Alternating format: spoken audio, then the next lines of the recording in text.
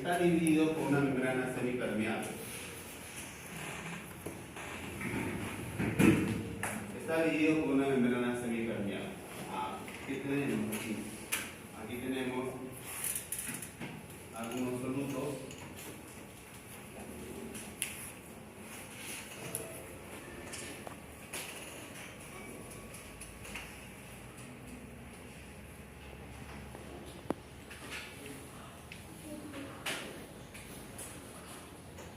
Tenemos agua, agua, agua, agua.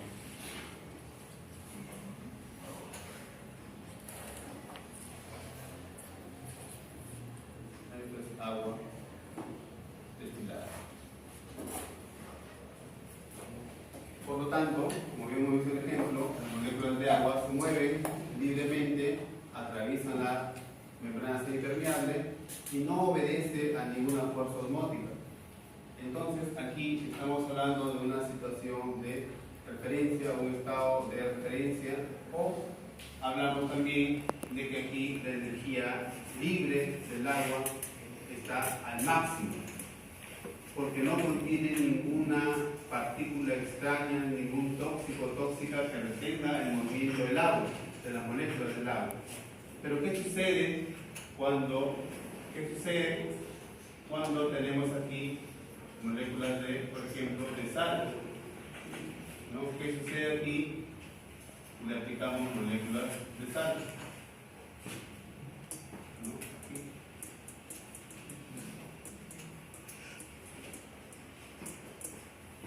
¿Qué sucede? El agua, ¿cómo se va a mover? A través de la membrana semipermeable. ¿De derecha a izquierda o de izquierda a derecha? De izquierda a derecha. El agua se va a mover de izquierda a derecha. ¿De acuerdo? Hemos dicho que el potencial hídrico no se simboliza con el símbolo psi y que es igual al potencial de presión menos el potencial osmótico.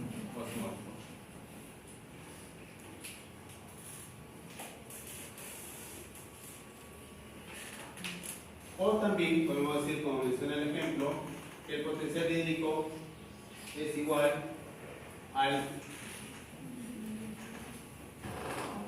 para este caso, el potencial soluto más potencial de presión. Acá vamos a tener en cuenta otro dato que es la temperatura. Como decía el ejemplo, es el movimiento del agua de un sistema de un lugar a otro a una temperatura, expuesto a una temperatura y expuesto a una presión. ¿Qué más tenemos aquí? Entonces, nosotros aquí queremos determinar el potencial hídrico. Para ello necesitamos datos. Necesitamos saber, es el movimiento del agua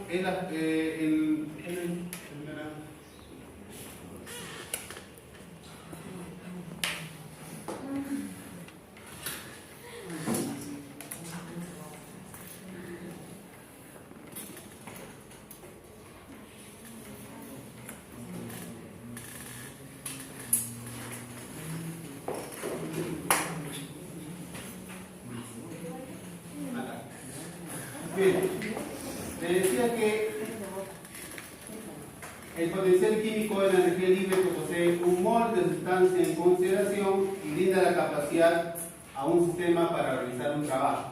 Pero si esta sustancia en consideración es el agua, entonces definimos el potencial hídrico como la energía libre que posee un mol de agua y brinda la capacidad a un sistema para realizar un trabajo útil a una determinada temperatura y a una determinada presión. Entonces nosotros necesitamos saber cuál es la concentración de la sustancia en mención. Por ello, asumimos que podríamos decir para el ejemplo que la concentración, aquí la concentración puede ser de cuánto, 0.32 moles. ¿Cómo? 0.32 moles. Y la temperatura le vamos a poner, qué sé yo, 24 grados, porque hace calor.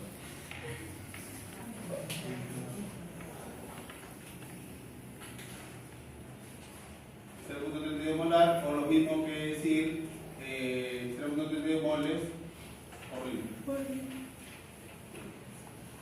Entonces, bajo esa situación, ¿qué menciona este ejemplo que está en YouTube? Menciona que el potencial hídrico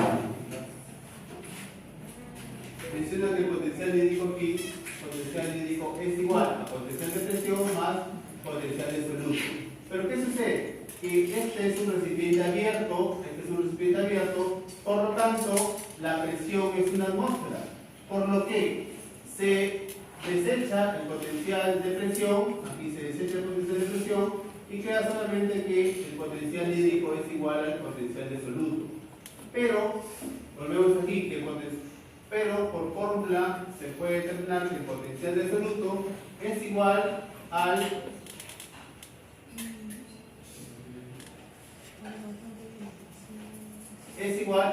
esta pequeña fórmula que es el I menos I por C por R por T. ¿Qué significa I?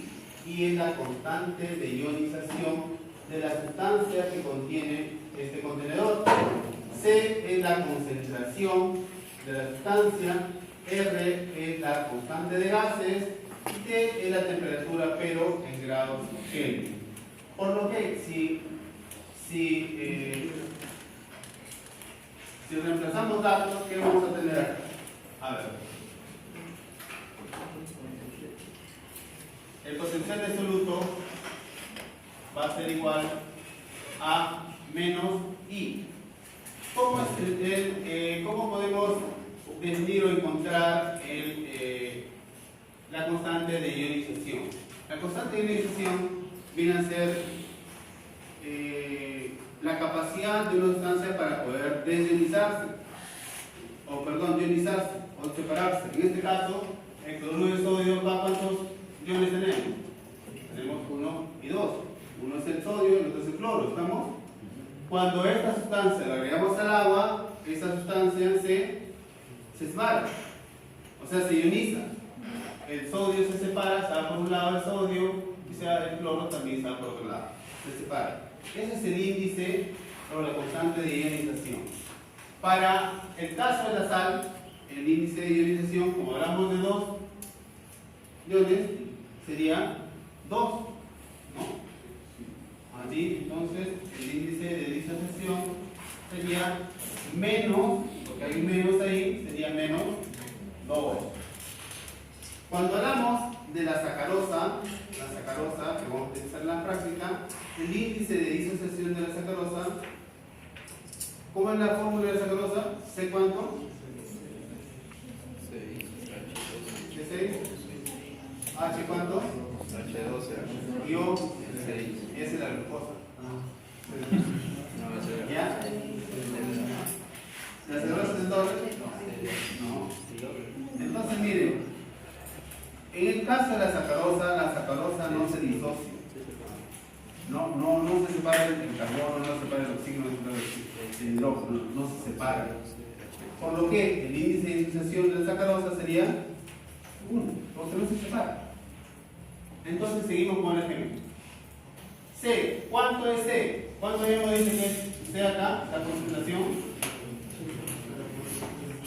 por 0.32 moles por litro.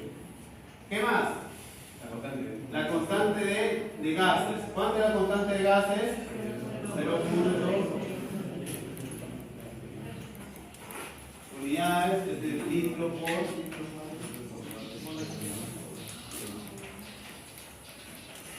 por bar por moles por grado Kelvin.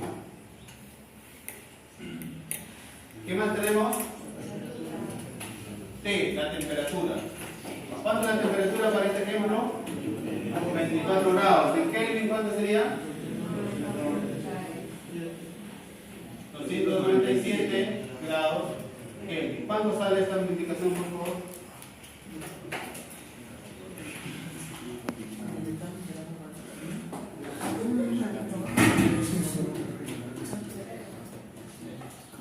sale?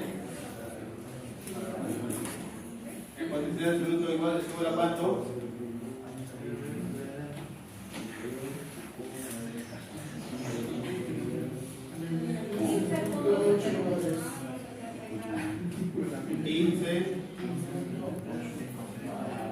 A ver, moles, se va con moles, litro por litro, Kelvin con Kelvin queda vale. Entonces la unidad sería vale. ¿Qué falta acá? Negativo. ¿Por qué es negativo? Porque en un sistema biológico el agua no se puede mover libremente, no puede usar en máxima energía porque existen los tóxicos que le están reteniendo, la tóxica. Entonces, este sería el resultado. Y si les digo que en megapascales, ¿cuánto sería? Megapascales. ¿Cuánto saldría? Ajá, con el 1.5. Menos 1.5. Menos 1.5. ¿Sería? ¿Seguro todos? ¿Todos de acuerdo? ¿Confundido? Una cara de confundido.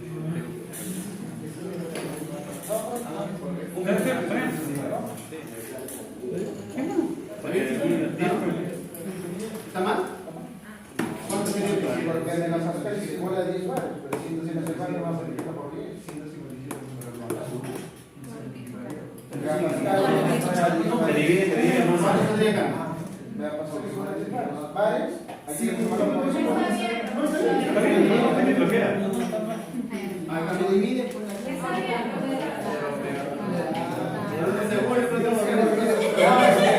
ha dicho megapascales es igual a 10 bares, ¿no? Tienes que hablar de los bares.